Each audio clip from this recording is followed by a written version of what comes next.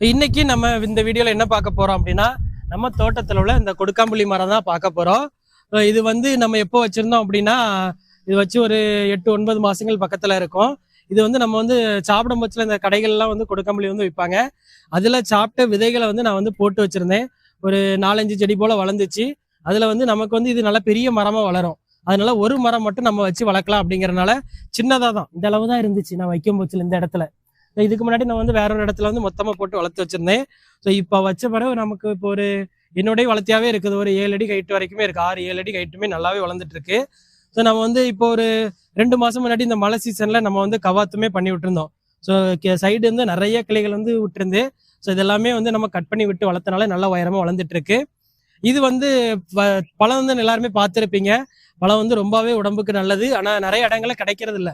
முந்தி வந்து நம்ம சின்ன பிள்ளைல நிறையவே சாப்பிட்டுருப்போம். இப்போ வந்து இந்த மரம் வந்து பெரிய காடு மாதிரி வளர்ந்த மாதிரி வளரும். அதனால பெரிய அளவுக்கு யாருமே விரும்பி வளர்க்க மாட்டேங்காங்க.